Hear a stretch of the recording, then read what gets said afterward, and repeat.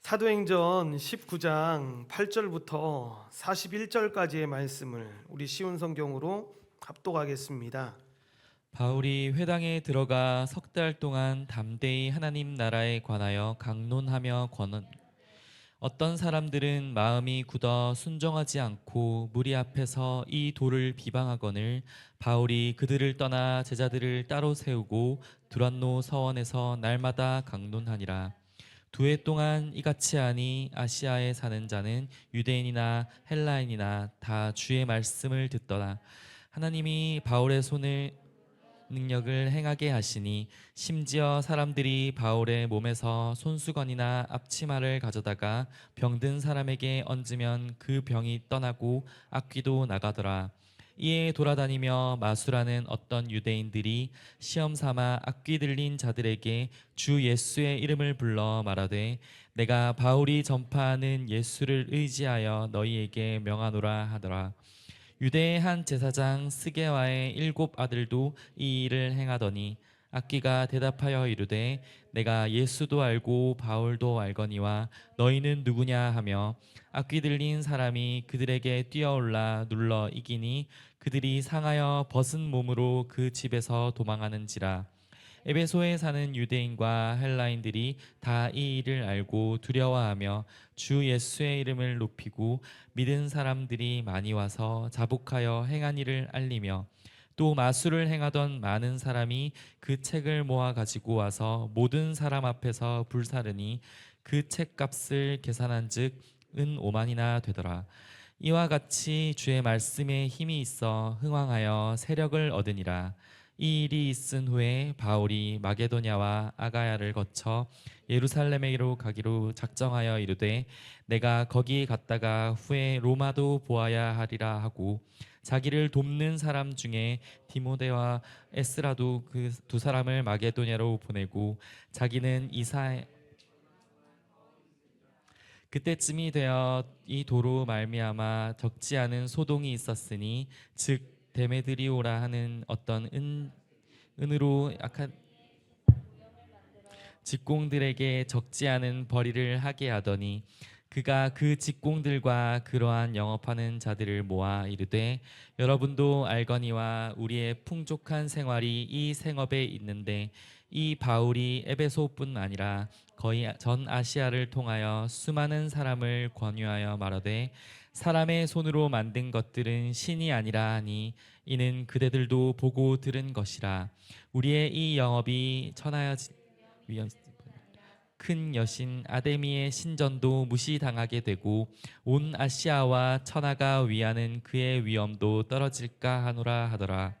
그들이 이 말을 듣고 분노가 가득하여 외쳐 이르되 크다 에베소 사람의 아데미여 하니 온 시내가 요란하여 바울과 같이 다니는 마게도냐 사람 가이오와 아리스다고를 붙들어 일제히 연극장으로 달려 들어가는지라.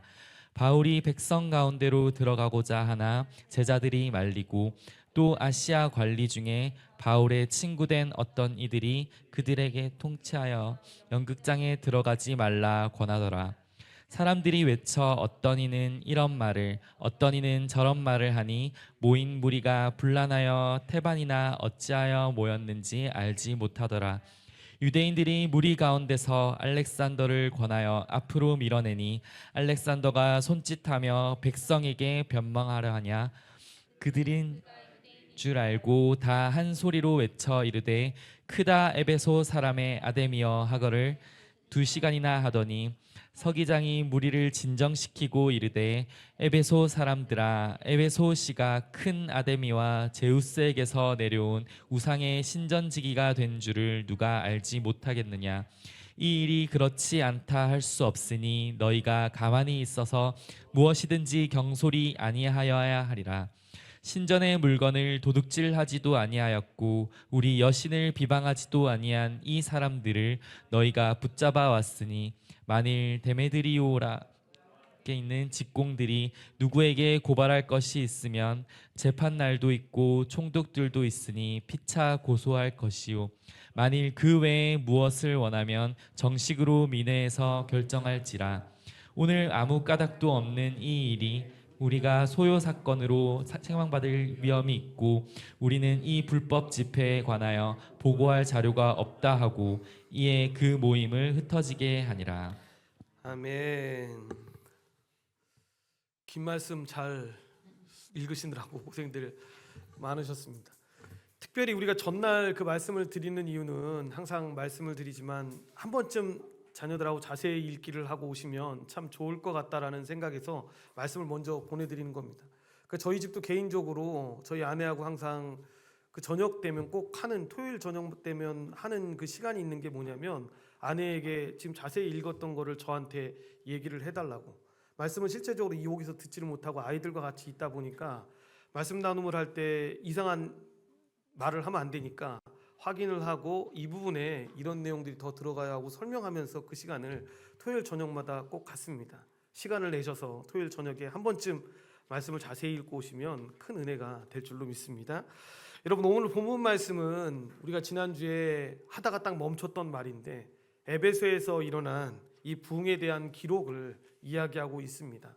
그래서 중간에 끊을 수가 없었던 건데 성령의 역사가 강력한 만큼이나 보시면 이를 저항하는 마귀의 역사도 강력함을 우리에게 보여줍니다.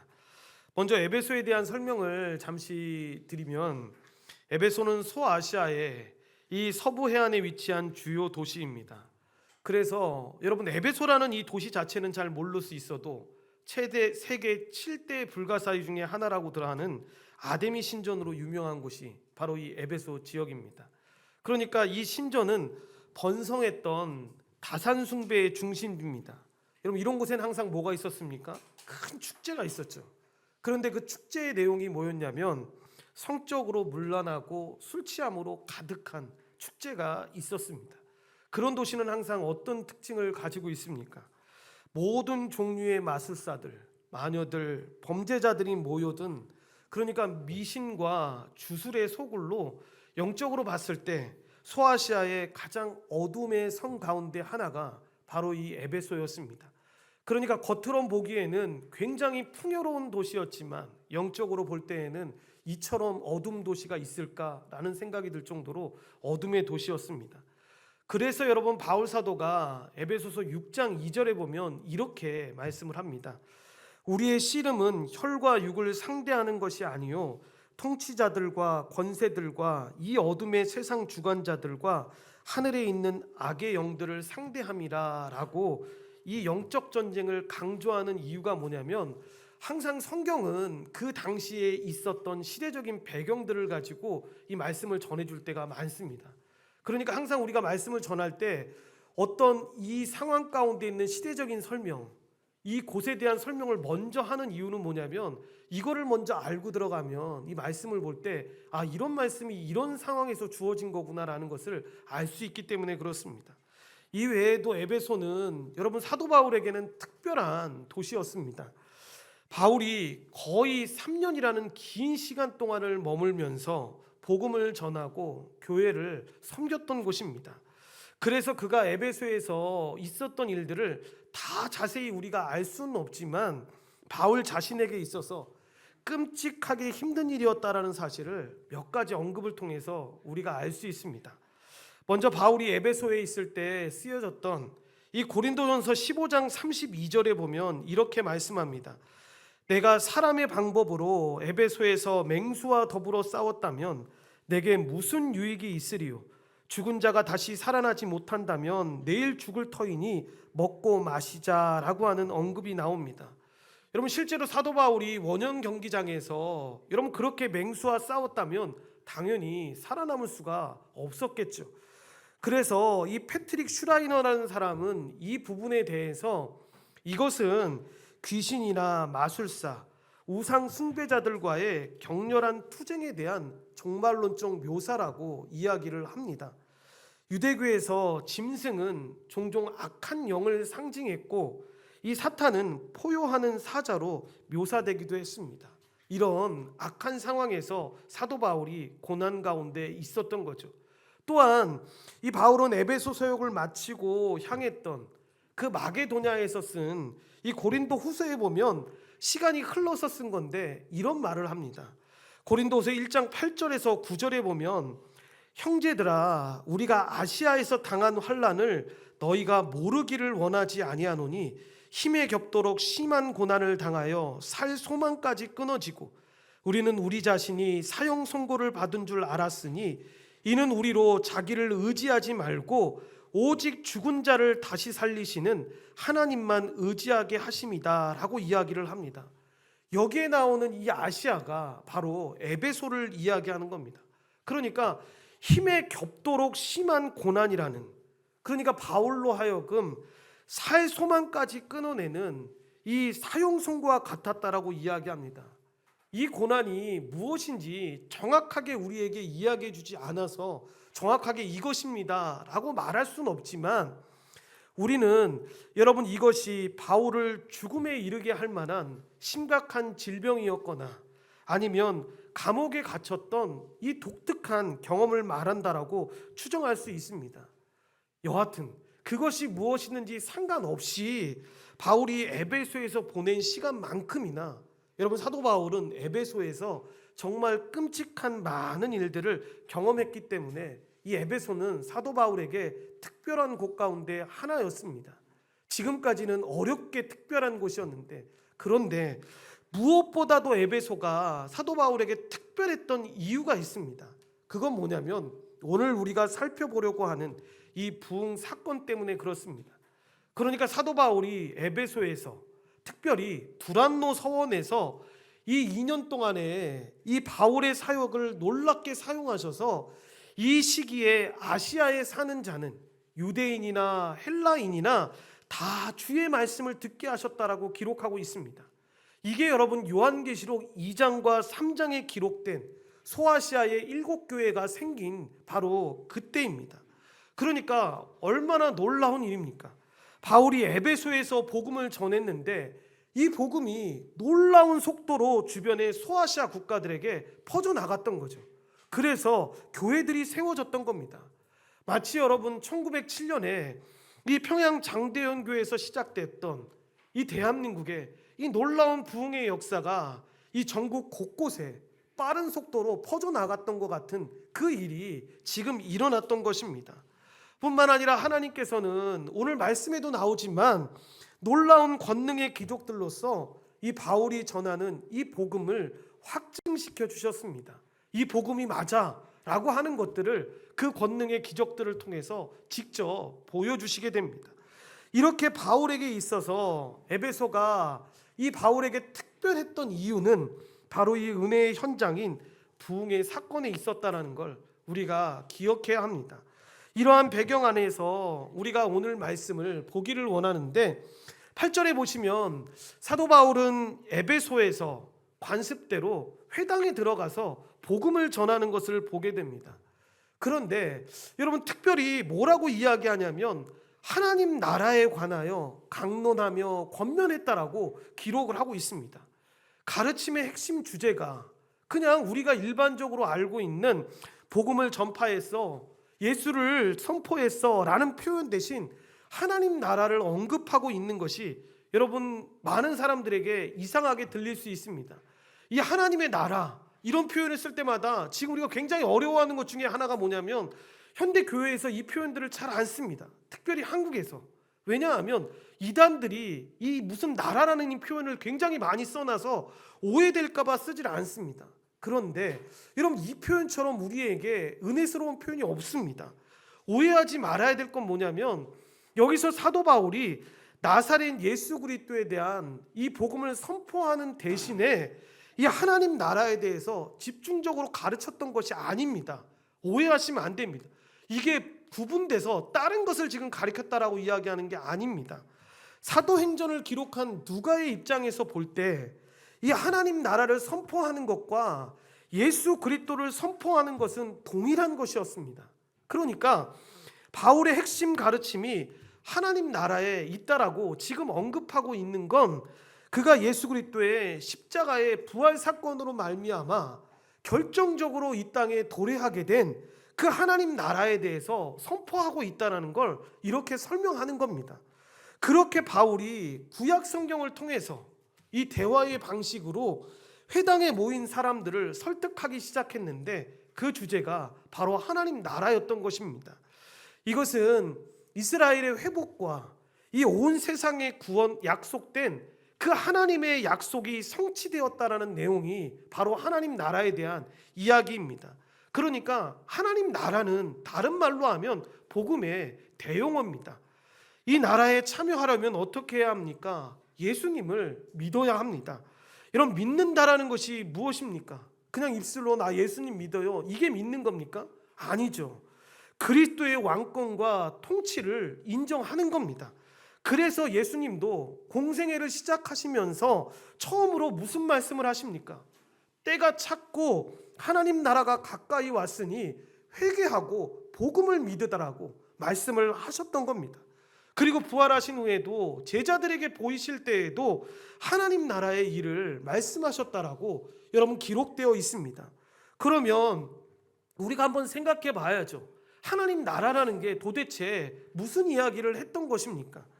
여러분, 통치하시는 새 왕이 오셨다라는 소식인 거죠. 바로 그 왕이 예수 그리스도이시기에 이전에 우리가 충성했던 모든 대상들에서 우리의 삶이 돌아서서 이것이 복음이다. 그리고 그 왕이신 예수 그리스도께 충성하고 헌신될 것을, 그 예수 그리스도를 섬길 것을 여러분 다짐하는 겁니다. 그러니까 단순히 복음은 다 예수 믿고 천당 가자라는 의미로 오해해서는 안 되는 것인데, 여러분, 그리스도인이라고 하면 예수 그리스도를 왕으로 인정하고 충성하고 섬기는 사람이 그리스도인입니다. 여러분, 이 사실에 대해서 사도 바울이 오늘 말씀에 나와 있는 것처럼 석 달이나 이 회당에서 하나님 나라를 가르쳤던 겁니다. 그러니까 숫자적으로만 봐도 적어도 12번의 안식일 예배와 주중 모임들에서 말씀을 전했던 겁니다. 그런데 어떻게 전했다라고 나옵니까? 특별히 담대히 전했다라고 합니다. 거침없이, 두려움 없이 전했다라는 거죠. 특별한 은혜가 그 안에 있었던 겁니다. 그런데 이때에도 여러분, 항상 그런 것처럼 마음이 완강해서 이 바울이 전하는 복음을, 즉 그리스도가 우리의 왕 되심을 순종하지 않고 공개적으로 그렇지 않다라고 이 하나님 나라의 복음을 비방하는 일들이 여러분 지속적으로 일어나게 된 겁니다. 그들의 상태를 해주는 단어가 뭐냐면 바로 마음이 굳어 순종치 않고라는 이 단어입니다. 우리 말이 여러분 되게 좋은 단어이지만 실제로 우리 단어는 여러분 너무 많은 것들을 표현하지만 실제로 구체적인 표현들을 잘 못하는데, 이 마음이 굳어 순종치 않고라는 이 두 동사 모두가 미완료 시제로 기록되어 있습니다. 그러니까 무슨 이야기입니까? 그들의 상태가 복음을 듣고 잠시 잠깐 그랬다는 게 아닙니다. 계속해서 회복이 불가능한 불신 상태에서 그 말씀을 계속해서 거절했다라고 이야기를 하는 것입니다. 그래서 결국 바울이 어떻게 합니까? 이전처럼 제일 먼저는 유대인들이 많이 있는 회당에 가서 복음을 전하지만 그들이 복음을 거절했을 때 이전처럼 복음에 순종하는 제자들을 데리고 나와서 이 두란노 서원을 빌려서 복음을 전하게 되는 겁니다. 그러니까 이 본문에 나오는 두란노 서원은 이 말씀을 강연을 할 수 있는 홀입니다. 그래서 그 이름이 어디서 유래됐는지를 알 수는 없지만 분명한 것은 사람들이 함께 모여서 강의를 들을 수 있는 공공장소였다는 겁니다. 바울은 여기서 2년 동안 날마다 가르쳤다라고 기록하고 있습니다. 그래서 성경의 일부 사본에 보면 바울이 두란노 서원에서 아침 11시부터 오후 4시까지 날마다 강론했다라는 기록이 나와 있습니다. 여러분, 왜 이 시간이 특별히 이렇게 복음을 전한 이유가 있습니다. 당시 소아시아 지역의 문화적 관습을 여러분 잘 반영한 것인데, 소아시아 사람들은 이 시간이 되면 여러분 더위를 피해서 낮잠을 자거나 휴식을 취했습니다. 그러니까 뭐 군대가 간혹 가다가 이럴 때가 있는데 오침을 취한 거죠. 이 시간에 너무 더워서 나가서 일을 할 수 없으니까 이 시간에 잠을 자고 일어나서 여러분 일을 했던 거죠. 그런데 이 사람들이 이 휴식 시간에 잠을 자거나 쉬었던 것이 아니라 유대인과 이방인이 바울에게서 이 하나님의 말씀을 집중적으로 배웠다라는 것입니다. 그리고 남은 시간에 사도 바울은 천막을 만드는 일을 했는데, 바울이 굳이 이렇게 했던 것은 돈이 없어서라기보다는 여러분 오해를 피하고 싶었기 때문입니다. 왜냐하면 뒤에 말씀에도 나오지만 당시에 에베소에서는 종교라는 것이 큰 이윤을 내는 사업이었기 때문에 그렇게 자신이 전하는 복음이 오해될까 봐 여러분 이렇게 낮에는 다른 사람들이 일을 할 땐 똑같이 일을 하고 다른 사람들이 쉬는 시간에 말씀을 그렇게 전했던 것입니다. 그렇게 사도 바울은 2년 동안 쉬지 않고 정말 살인적인 일정을 소화하게 되는데, 이렇게 바울이 복음을 전한 결과가 놀라웠다라는 겁니다. 그 쉬운 성경에 10절에 이 말씀이 나오는데, 10절 말씀을 우리 다 같이 한번 프린터물을 보시고 합독하겠습니다. 그 일은 2년 동안 계속되었습니다. 그리하여 아시아 지방의 모든 유대인과 그리스인이 주님의 말씀을 듣게 되었습니다. 10절에 그 말씀 아닌가요? 오늘 쉬운 성경. 예. 하여튼 무슨 말씀인지 아시겠죠? 바울이 복음을 전했는데 결과가 어떻게 나왔다라고 기록되어 있냐면, 에베소뿐만 아니라 우리가 처음에 말씀드렸던 것처럼 아시아 지역에 그 복음을 들었던 사람들이 다 이 교회를 세우고 하나님의 은혜를 누리는 삶으로 나아갔다라는 겁니다. 대표적인 교회가 바로 골로새 교회입니다. 바울이 후에 여러분 골로새서를 쓰게 됩니다. 그런데 놀라운 건 뭐냐면, 골로새 교회는 이런 바울이 세운 교회가 아닙니다. 바울은 실제적으로 골로새에 가본 적도 여러분 없는 도시였습니다. 이 골로새를 이 방문해서 교회를 세운 사람이 누구냐? 바로 여러분 에바브라입니다. 그러니까 이 에바브라는 바울이 에베소에서 이 두란노 서원에서 복음을 전했을 때 그 복음을 듣고 회심했던 사람입니다. 그 회심한 사람이 골로새에 내려가서 자기가 듣고 회심했던 그 복음을 전하면서 교회를 설립했던 것입니다. 그리고 나서 여러분 에바브라가 여기에 그치지 않고 라오디게아와 히에라볼리에 가서도 복음을 전하는 수고를 감당하는 것을 보게 됩니다. 여러분 이런 놀라운 일들이 바울이 이 두란노 서원에서 복음을 전했던 이 2년의 시간에 걸쳐서 일어났던 것입니다. 말씀의 부흥이 그들 가운데 일어났던 것입니다. 이렇게 하나님께서는 그가 전하는 이 복음의 내용들을 통해서 당신의 영광을 놀랍게 드러내셨는데, 수많은 회심자들이 나타났을 뿐만 아니라 그들이 자신의 고향으로 돌아가서 복음을 전함으로 말미암아 교회들이 세워지는 일들을 경험하게 됩니다. 또한 하나님께서는 온갖 미신과 이 사슬에 잡힌 에베소에서 당신의 복음의 말씀을 확증시키기 위해서 여러분 놀라운 능력을 바울의 손에 여러분 나타내셨는데, 오늘 본문에 보시면 바울의 손수건과 앞치마를 가져다가 병자에게 얹으면 뭐라고 나옵니까? 병이 나았고 여러분 악기가 쫓겨나는 역사가 일어났다라고 이야기를 합니다. 얼마나 놀라운 역사가 일어난 겁니까? 11절과 12절에 이 기록이 되어 있는데, 이 말씀 우리 다 같이 합독하겠습니다. 하나님께서 바울의 손을 빌려 놀라운 기적들을 일으키셨습니다. 심지어 사람들이 바울이 몸에 지니던 손수건이나 앞치마를 병든 사람 위에 얹기만 해도 병이 낫고 귀신이 쫓겨났습니다. 아멘. 제가 개역개정판으로 프린트물에 드렸나요? 그랬구나. 실수했네요. 지금 제가 읽었던 건 시온 가사격인데, 여러분 근데 이 말씀을 보면서 기억해야 되는 게 뭐냐면, 여러분 간접적인 기적의 역사는 여러분 사도 베드로의 그림자가 병자를 스치기만 해도 병이 낫고 귀신이 떠나갔던 그 기록과 비슷한 일이 동일하게 지금 사도 바울에게 일어났던 겁니다. 그런데 이런 놀라운 기적과 나타남을 보면서 여러분 오해하면 안 됩니다.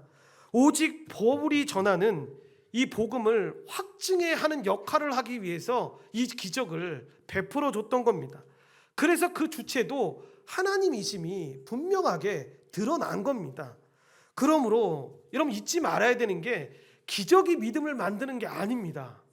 간혹 사람들이 저 병 고쳐주시면 하나님 잘 믿을 수 있습니다, 믿음이 생깁니다 라고 이야기하는데, 실제로 복음의 말씀이 여러분 사람 안에 참된 믿음을 만들어낸다라는 사실, 여러분 이 사실을 잘 기억해야 합니다. 그리고 이런 능력들이 바울을 통해서 나타나게 될 때 여러분 사이비들이 출현하기 시작하는 것이죠. 그러니까 돌아다니면서 마술을 하는 유대인들이 있었다고 합니다.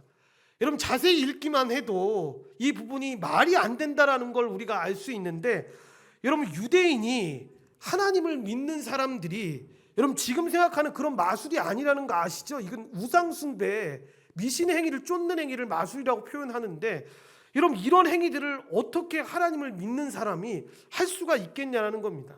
그러니까 이런 사람들은 대부분 보면 모세의 율법에 의한다면 추방이나 사형당하는 사람들의 모습이었습니다. 그러니까 그런 사람들이 악한 귀신 들린 자들에게 바울이 전파하는 예수의 이름으로 축사를 하는 일들이 일어났던 거죠. 여러분 누가는 이 말씀을 통해서 한 사례를 들려줍니다. 그러면서 스게와라 하는 이름하는 유대의 한 제사장의 7 아들의 사례를 이야기해 주는데, 그게 13절부터 16절까지의 내용입니다. 이 스게와는 예루살렘의 타락한 대제사장의 임명을 실제로 받았거나 아니면 제사장으로 일하다가 배교한 유대인이거나, 가장 많은 신학자들이 말하는 건 이 2가지는 그럴 수도 있지만 마지막 이런 경우 아니겠냐, 귀신을 쫓아내는 사람들이 자신을 과대 포장하는 거짓 주장일지도 모른다라고 이야기합니다. 이런 사람이 여러분 7 아들이 바울이 전하는 예수의 이름으로 귀신을 쫓아내려고 시도를 하는 거죠. 근데 여러분 결과가 어떻게 나타납니까? 악기가 여러분 조롱하듯이 얘기하는 겁니다. 내가 예수도 알고 바울도 아는데 너는 누구냐? 라고 이야기를 직접적으로 하는 거죠. 그러고 나서 그들을 공격하면서 그들이 상하고 벗은 몸으로 도망가게 되었다라고 하는 것을 말하는 겁니다.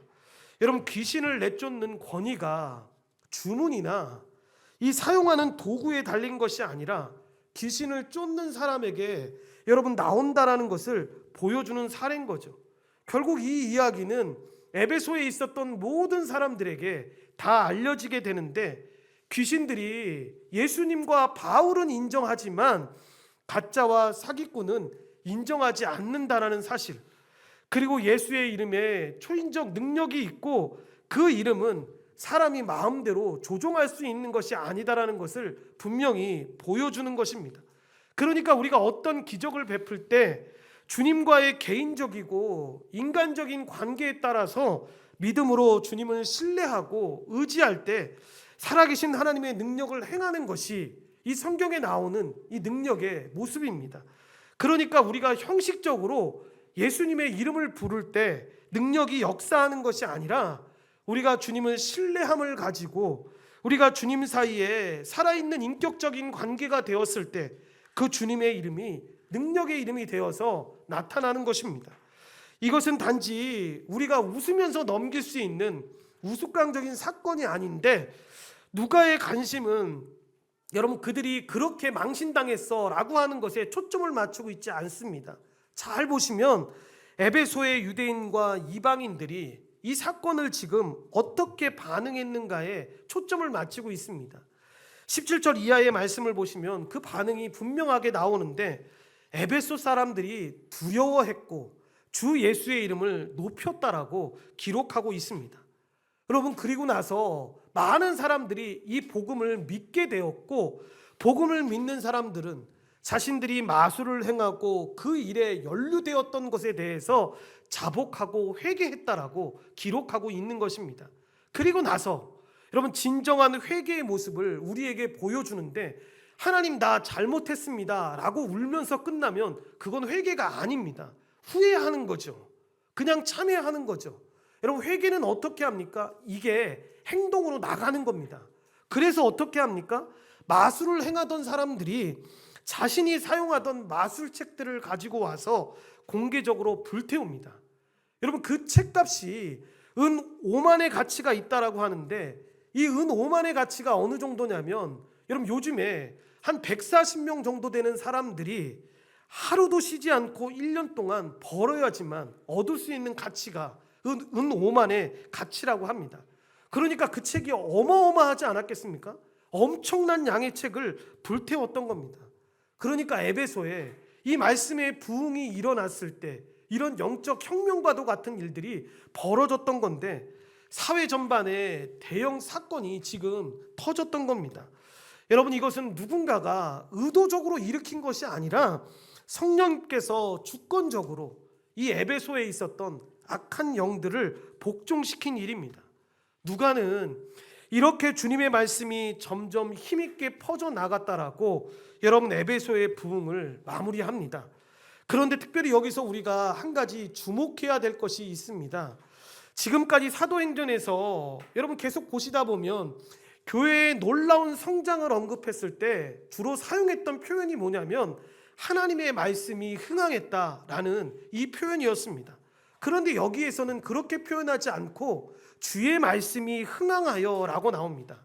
하나님이라는 단어 대신에 여러분 주라는 단어를 사용합니다. 여러분, 이 단어는 이 단락에서 반복적으로 주라는 단어가 등장하기 때문만이 아닙니다. 주를 강조하기 위해서 여러분 이 단어를 말씀 앞에 배치했던 겁니다. 무슨 이야기입니까? 이렇게 큰 능력이 나타난 것이 바로 주의 말씀 때문임을 힘써서 지금 강조하고 있는 것입니다. 하나님이 친히 주님의 이름을 존귀하게 하심으로 말미암아 귀신의 수하에 있었던 그 많은 사람들이 그 소나기에서 벗어났다라는 것을, 이렇게 주의 말씀이 흥황했을 때 이런 일이 일어났다라고 우리에게 설명하고 있는 것입니다. 그리고 나서 21절에 이 일이 있은 후에, 즉 에베소의 사역 기간 동안에 하나님의 뜻이 다 성취된 후에 이제 에베소 사역이 마칠 때쯤임을 이 사도 바울이 알았던 겁니다. 그래서 그 다음에 계획을 짜게 되는데, 그게 바로 마게도냐와 이 아가야를 거쳐서 예루살렘에 갈 계획을 세우고 그 이후에 로마도 보아야 하리라 라고 말하는 겁니다. 여러분, 로마도 보아야 하리라 라는 이 말씀은 이것이 하나님의 뜻이라는 것을 암시하는 이 바울의 이 선지자적 감각을 보여주는 표현입니다. 그러니까 어느 한 일을 할 그때에도 사도 바울은 항상 하나님의 은혜로, 하나님의 도우심으로, 하나님이 말씀하시는 대로 여러분 그 일들을 행했던 사람입니다. 그러니까 사도 바울의 모든 사역이 성령의 사역이라고 말하는 이유는 성령의 그 도우심으로 그 일을 했다라고 이야기하는 겁니다. 그래서 21절에 보면 작정하다라는 단어가 나오지 않습니까? 그런데 그 단어가 영으로 결정하다라는 이 헬라어 단어를 우리말로 번역했을 때 이 작정하다라는 단어를 사용한 겁니다. 여러분, 이러한 기록은 사도 바울이 예수님을 계속해서 본받고 있고 예수님이 하셨던 그 사역을 계속해서 이어가는 것들을 보여주고 있습니다. 그런데 그때쯤 여러분 적지 않은 한 소동이 뒤에 한 사건이 일어나게 되는 겁니다.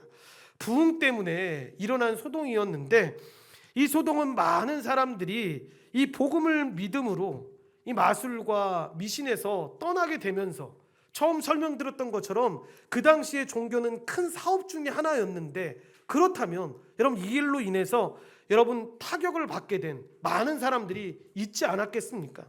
가장 큰 타격을 입었던 사업이 바로 에베소에 여러분 아데미 신상을 가지고 그 모형을 만들어서 사람들에게 그 신을 팔았던 사람들이 바로 은장색 사업을 하는 사람들이었습니다. 본문에 등장하는 이 데메드리오라는 사람이 그런 사업에 쉽게 이야기하면 조합장 정도 되는 사람인 겁니다.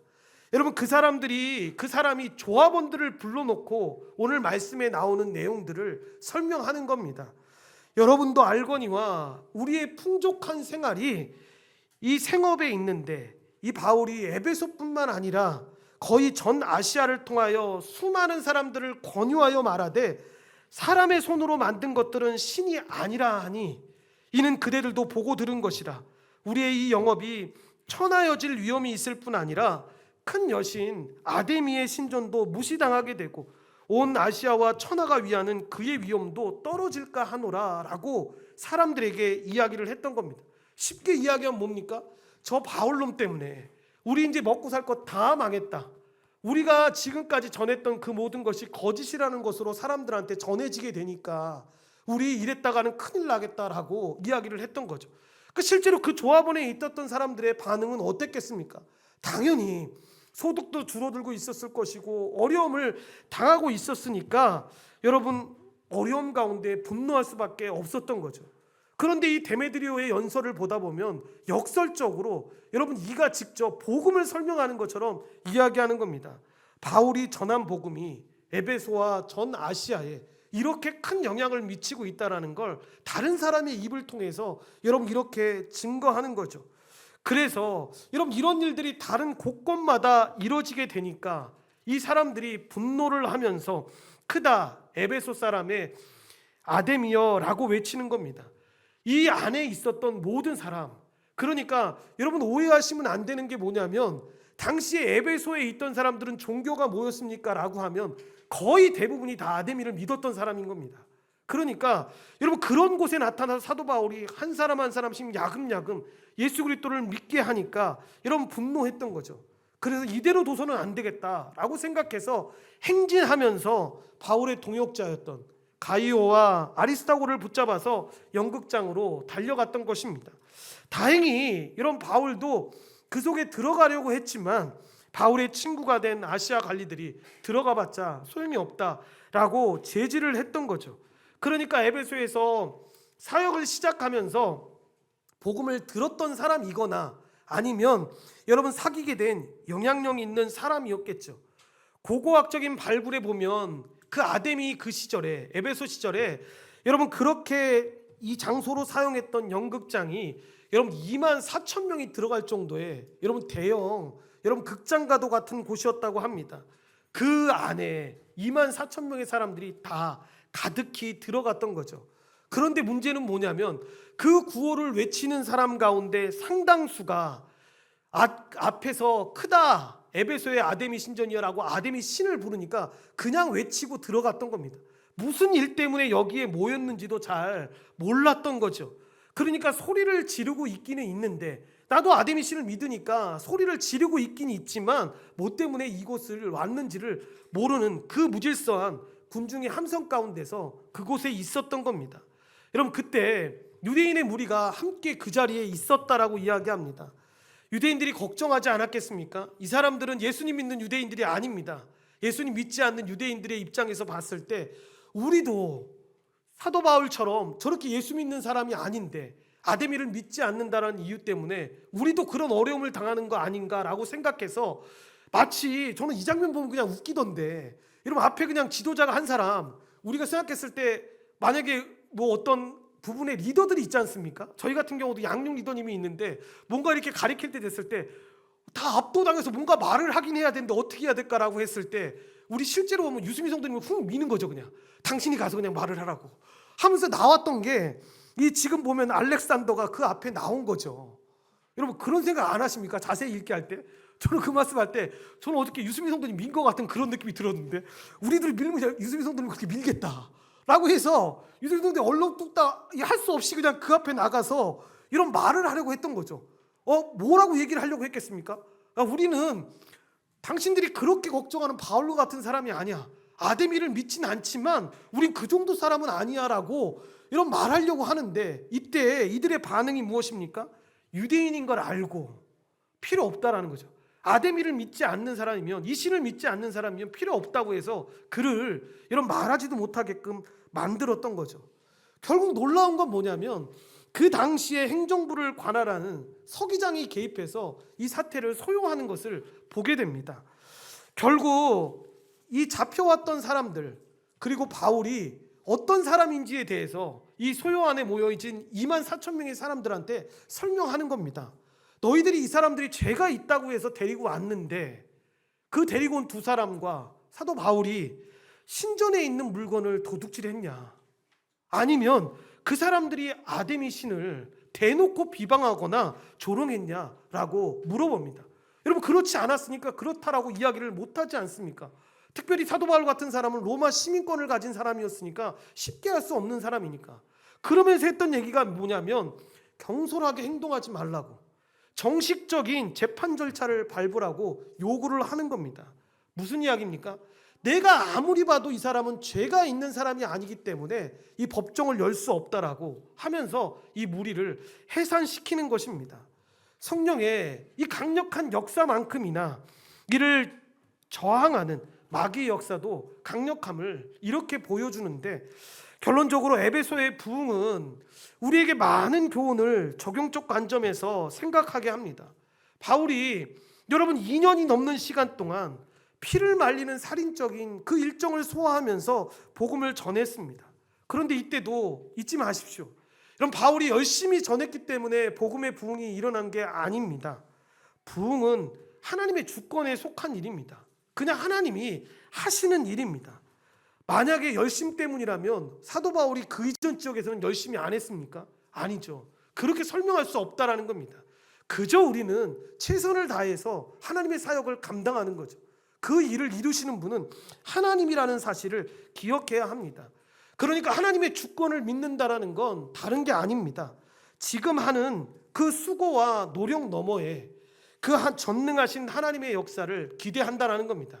하나님이 어떻게 일하실지 알 수 없지만 하나님이 분명하게 선하게 일하실 것을 믿고 나아가는 것, 그것이 바로 하나님의 주권을 믿는 자의 삶의 모습입니다.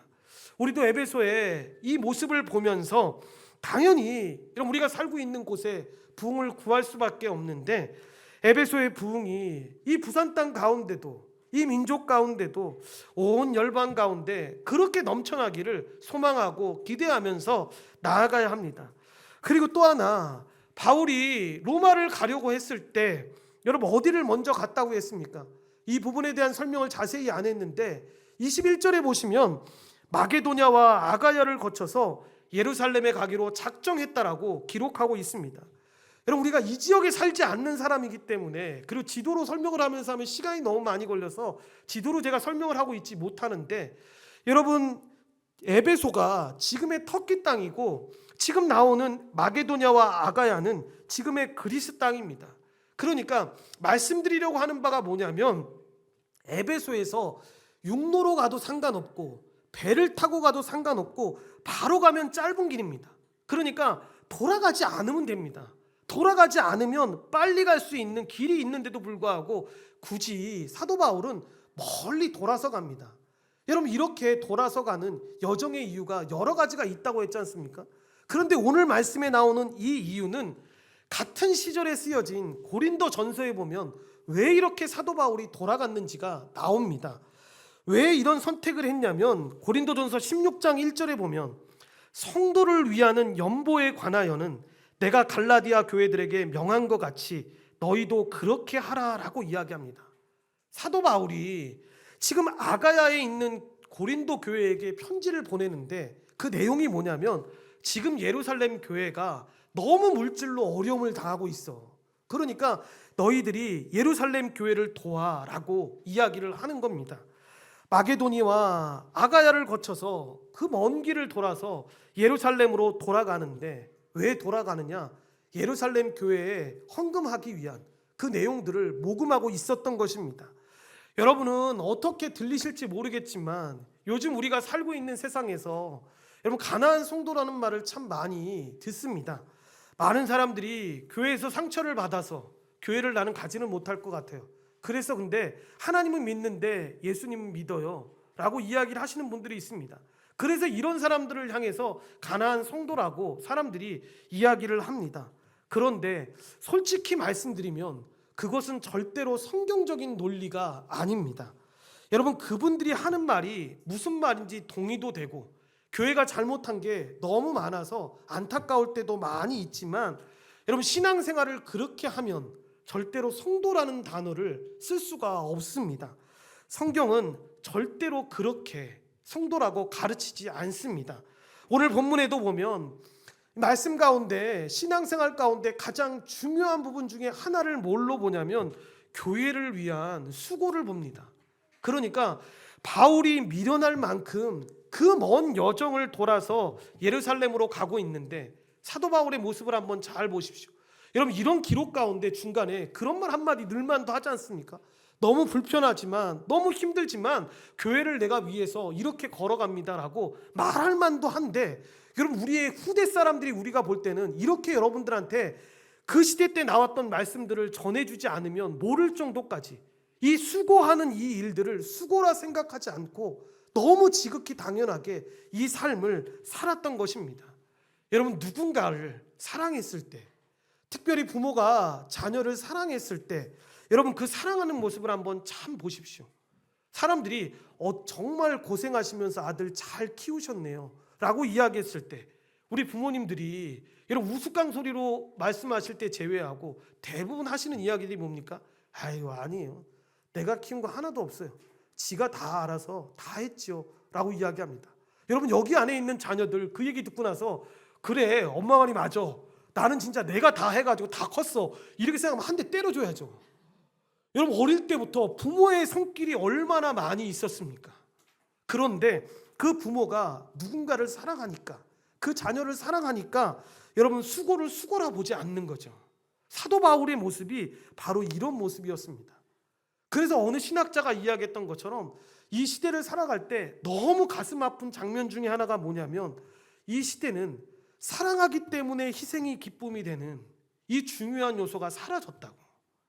그래서 그 희생하는 게 뭐 대단한 건 일하는 것처럼 착각하고 뭔가를 자기가 수고했다라고 생각한다고. 여러분 이 말씀을 보면서 제가 이렇게 설명을 안 드렸으면 여러분들은 그냥 생각했을 때 생뚱맞지 않습니까? 중간에 그냥 뚝하게 사도 바울이 어디로 갔다 이렇게 한 구절만 하면 되는데 지역마다 설명을 하면서 이렇게 이야기를 하고 있습니다. 여러분 하나님이 우리를 만드실 때 여러분 우리가 그런 존재로 만드셨습니다. 자기 안에 자기만의 기쁨을 누리면서 살아가는 존재로 살아갈 때 기뻐할 수 없는 존재로 만드셨습니다. 그래서 계속 공허한 겁니다. 그런데 가진 거 없을 것 같이 보여도 여러분 이렇게 어리석고 미련해 보여도 다른 사람을 위한 수고를 할 때 세상이 사람들이 야 왜 그렇게 미련하게까지 그렇게까지 살아야 돼 라고 말할 때 그 안에 나는 괜찮아, 이렇게 하나님의 은혜 가운데 살아가기 때문에 너무 기뻐라고 말할 때 여러분 사람들이 뭐라고 이야기합니까? 쟤 예수 믿고 나서 어딘가 좀 미친 것 같아, 얘가 좀 도는 것 같아, 돌아버린 것 같아, 이렇게 얘기합니다. 여러분 세상의 가치관과 하나님을 믿는 사람의 가치관이 전혀 다르기 때문입니다. 교회를 위한 수고를 수고라 하지 않는 거죠. 그 먼 길을 돌아서 예루살렘 교회를 돕는 그 일을 감당할 때 너무 기쁨으로 그 일들을 했던 사도 바울의 모습을 보게 되는 겁니다. 여러분 우리도 살아가는 동안에 마찬가지입니다. 누군가를 위해서 여러분 건강한 수고가 있을 때 참된 기쁨과 감격이 우리 안에 있다라는 걸 여러분 꼭 기억해야 합니다. 그리고 마지막에 이 19장 남아있는 부분을 보면 에베소에 큰 부흥이 일어난 다음에 그들에게 뭐가 여러분 존재하고 있는 걸 보게 됩니까? 우리가 별로 인정하고 싶지 않은 고난이 여러분 기다리고 있는 것을 보게 됩니다. 사도행전뿐만 아니라 성경을 보다 보면 우리가 주의 깊게 안 봐서 그렇지 여러분 큰 부흥, 우리가 흔히 얘기하는 좋은 일들을 경험하게 되면 뒤에 반드시 여러분 고난은 자연스럽게 따라오는 것을 보게 됩니다. 우리가 그러니까 세상 살아가면서 절대로 잊지 말아야 될 것이 뭐냐면 예수 믿는 우리의 삶에 우리가 원하는 것처럼 좋은 일이 계속해서 일어나지 않는다라는 거 분명히 기억해야 합니다.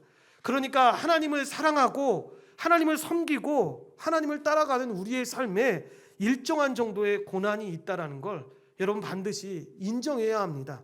그러니까 이만큼 내가 예수를 잘 믿고 애를 쓰고 있는데 어떻게 내 삶에 고난이 올 수 있어? 라고 하는 것이 아니라 오늘 말씀을 통해서 보는 것처럼 사도 바울도 이렇게 충성스럽게 하나님께 나아갈 때 하나님이 부흥의 열매도 보게 하셨지만 뒤에 고난도 이렇게 찾아오는 걸 보게 되네. 우리의 삶에도 그렇게 하나님께서 잘 되게 하실 때도 있지만 우리가 죄를 지어서가 아니라 이렇게 고난을 통해서 더 하나님을 경외하고 더 신뢰하며 나아갈 수 있게 우리의 삶 가운데 고난을 주시네 라고 하는 것들을 인정해야 한다는 것입니다. 그런데 고난이 끝이 아니지 않습니까? 고난을 통과하지만 예수님이 십자가 그 고난을 거쳐서 부활 영광에 들어가신 것처럼 우리도 고난을 거치면서 정금과 같이 빚어지는 거죠. 하나님 나라의 영광 안으로 들어가게 되는 겁니다. 그러니까 좋은 일에 또 좋은 일이 반복되면서 이 영광에 들어가는 것이 아니라 고난도 있는데, 실패도 있는데, 많은 눈물도 있는데 하나님의 영광 안에 들어가게 되는 것이죠. 중요한 건 뭡니까? 이 큰 소요 가운데서도 하나님이 여러분 안전하게 보호해 주시는 거죠. 그 많은 위험이 있었지만 절대로 그것이 마지막이 아니라고 하나님이 우리를 지키시고 안전하게 보호해 주시면서 우리에게 주신 그 사명대로 우리가 살아갈 수 있게끔 우리의 길을 인도해 주시는 것입니다. 그러니까 인생을 살면서 혹시 실패와 고난 때문에 낙심하고 잘 걸어가던 길을 바꾸시려고 하는 분들이 지금 혹시나 여기에 계신다면, 바울이 그 모든 고난을 통해서도 하나님을 섬겼고 그 무수한 부흥에 도취되지 않고 그 고난을 거쳐가면서 오히려 겸손하게 하나님의 은혜를 구하면서 더 하나님께 가까이 나아갔던 것처럼 하나님께 더 온전하게 의지하면서 주님이 주시는 그 은혜를 누리면서 살아가게 되기를 간절히 축원드립니다. 기도하시겠습니다. 하나님 감사드립니다. 하나님, 우리가 에베소의 부흥을 통해서, 그리고 에베소 부흥의 뒤에 나오는 그 고난의 이야기를 통해서 하나님 우리에게 베풀어 주시는 그 하나님의 은혜에 대해서 살펴보았습니다. 우리는 아버지 하나님 세상에서 말하고 있는 가르침에 속을 때가 얼마나 많은지 모릅니다. 그래서 무조건 잘 되는 것이, 무조건 복되게 사는 것이 하나님의 은혜이고, 고난 가운데 있을 때에는 때가 뭔가 하나님께 버림을 받았거나 하나님께 잘못해서 이렇게 고난을 당한다라고 생각합니다. 물론 하나님 우리의 길을 돌이키기 위해서 고난을 주실 때도 있지만, 하나님 우리가 더 견고하게 하나님을 더 신뢰하고 더 하나님을 의지하며 살아갈 수 있도록 고난을 일정 부분 허락하시는 것들을 보게 됩니다. 하나님, 이 고난이 언제 우리에게 끝날지 우리는 잘 모릅니다. 우리가 분명히 알 수 있는 건 이 고난의 끝이 있다라는 것이고, 그 끝에 하나님께서 주시는 그 영광을 바라보며 우리가 나아간다라는 것입니다. 하나님 그 풍성한 은혜들을 우리가 모두 받아 누리며 그 하나님의 은혜 가운데 믿음으로 담대히 잘 걸어갈 수 있도록 주님이 도우시고 인도하여 주시옵소서.